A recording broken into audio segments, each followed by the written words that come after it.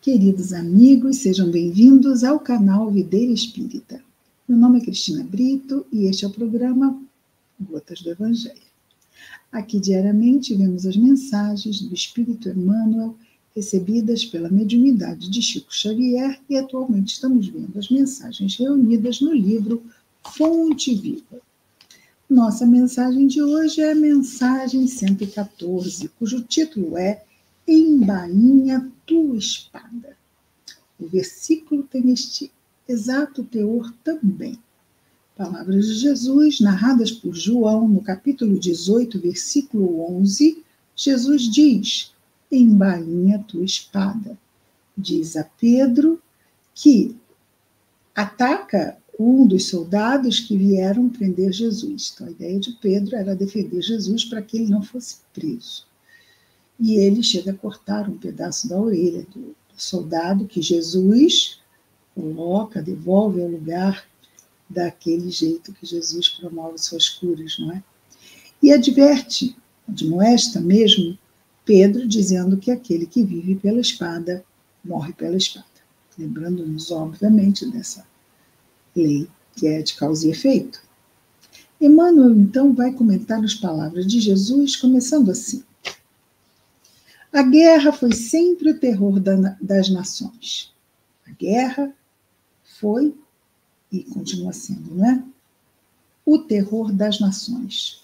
Furacão de inconsciência abre a porta a todos os monstros da iniquidade, ou seja, da perversidade, por onde se manifesta. Então, por onde se manifesta a guerra é só mesmo destruição.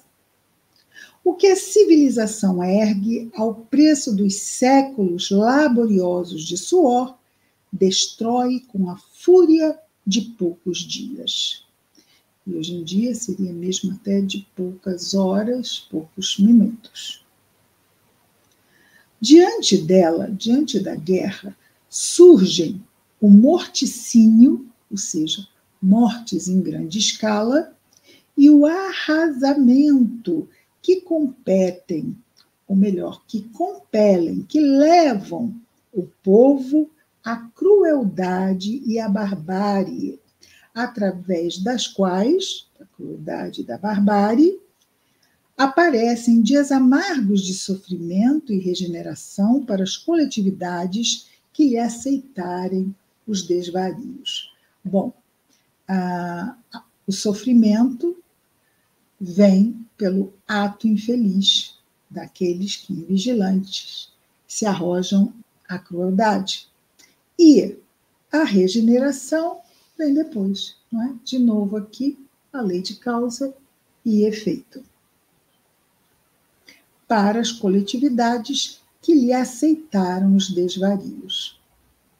Então, aqueles que se entregam à guerra e que assumem para si, como nações, a destruição de outras nações, estão se colocando, até mesmo em termos de coletividade, para reparações futuras. E isso, claro, envolve necessariamente o sofrimento.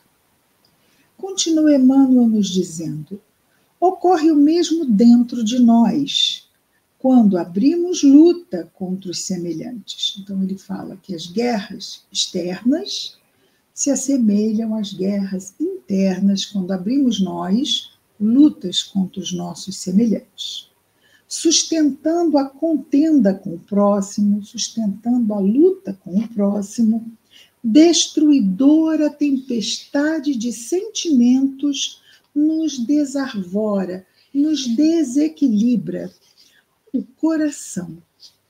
Ideais superiores e aspirações sublimes, longamente acariciados por nosso espírito, construções do presente para o futuro e plantações de luz e amor no terreno de nossas almas, sofrem desabamento e desintegração, porque o desequilíbrio e a violência nos fazem tremer e cair nas vibrações do egoísmo absoluto que havíamos relegado à retaguarda da evolução. Então, muito bem, é como a civilização que ele disse antes, não é? Muitos anos construindo cidades, construindo progresso, e em pouco tempo vem a guerra e destrói tudo. Muito tempo nós investindo em nossas virtudes, mas se não estivermos vigilantes, como elas ainda não estão consolidadas em nós, essas virtudes, podemos por tudo vencer, se nos permitirmos sermos arrastados por um egoísmo insano e nos colocando dessa forma a caminho das necessidades de regeneração, de reparação dos nossos erros passados. E não podemos dissociar o sofrimento desse processo, não é? De reparação. Continua Emmanuel dizendo: depois disso, muitas vezes devemos atravessar, quando nós nos tornamos invigilantes e acabamos nos comprometendo, não é? Destruindo as florações que estavam, depois de tantos esforços, brotando já em nós, em virtudes, não é? Então, quando nos deixamos cair, muitas vezes devemos atravessar aflitivas existências de expiação para corrigir para corrigir as brechas que nos aviltam o barco do destino. Essas brechas foram os erros a que nos arrojamos na nossa vida. Não é? Esse barco do destino fatalmente, isto vai ter uma repercussão no meu futuro. Então, o destino, quem estabelece, somos nós, quando fazemos isto ou aquilo, determinando para o futuro dores ou bênçãos, não é? Dependendo de como utilizamos o nosso livre-arbítrio em relação às leis divinas. Em nosso aprendizado cristão, lembremos-nos da palavra do Senhor: embainha tua espada. Então, se convidados ao confronto, abramos mão deste confronto. Confiemos, mantenhamos a paz em nós e entre nós, não é? Em vez de apelarmos para a violência.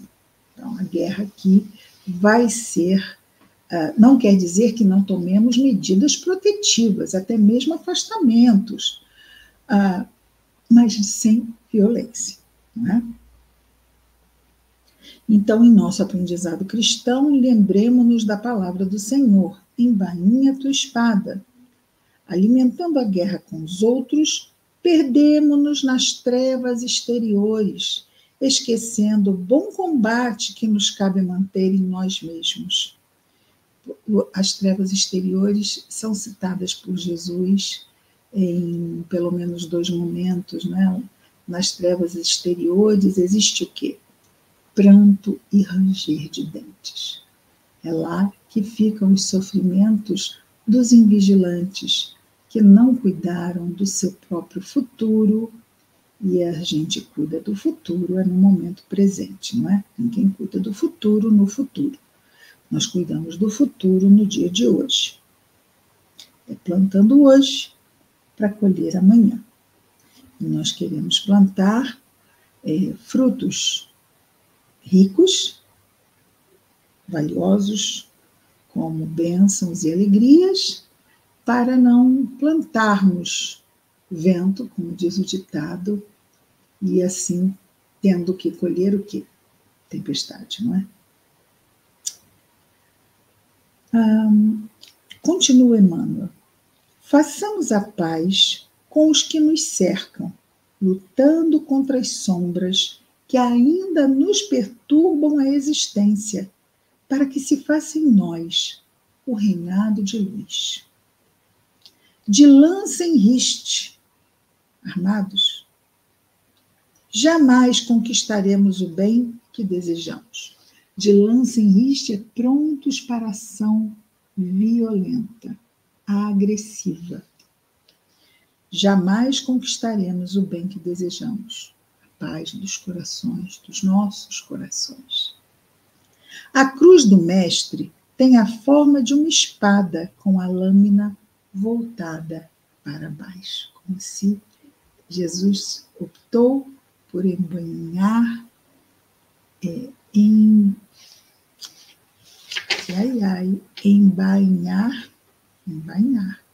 isso. Embainhar a espada. E é interessante essa visão, não é? Ter a cruz como uma espada fincada na terra, ou seja, sem violência, não é? Um ato supremo de paz, se permitir ser crucificado. E ele conclui nosso Emmanuel nos dizendo assim: recordemos assim que, em se sacrificando sobre uma espada simbólica, devidamente ensarrilhada, ou seja, embanhada, é que Jesus conferiu ao homem a bênção da paz com felicidade e renovação. Então, aqui Emmanuel nos traz o quê? A lição do simbólico, não é? Também nós aprendemos com essa simbologia, enriquece, não é? Enriquece a lição, porque é como se fosse uma imagem, uma ilustração, uma ideia que Jesus vem nos trazer, ele nos traz efetivamente, não nos trouxe só em imagens ou ideias ou símbolos, mas ele falou e exemplificou também, não é? Mais do que tudo. E é isso, vamos ficar atentos a fim de não recorrermos nós à agressividade ou à violência se formos provocados para tal. Né? Estejamos mesmo todos nós atentos, não é? E vigilantes. É o que nos cabe para a nossa própria paz. Vamos orar?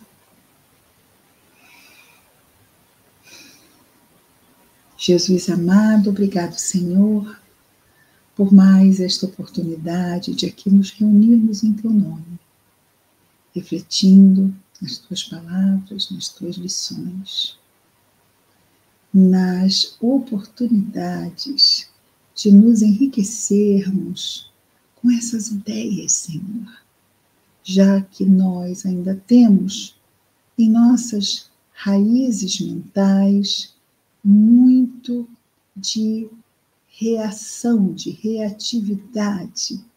Ajuda-nos, Jesus, a estarmos mais prontos à ação, a agirmos conforme as leis de nosso Pai Celestial que estão em nossas consciências. Ajuda-nos, Senhor, a nos mantermos o mais serenos possível, a fim de que possamos ceder ao bem que existe em nós, fazendo assim brilhar a nossa luz, Senhor. Que a Tua paz esteja nos nossos corações, Jesus, e entre os nossos corações, especialmente junto àqueles nossos irmãos de humanidade que estejam em sofrimento, Senhor, neste exato momento. Obrigado por tudo, Mestre.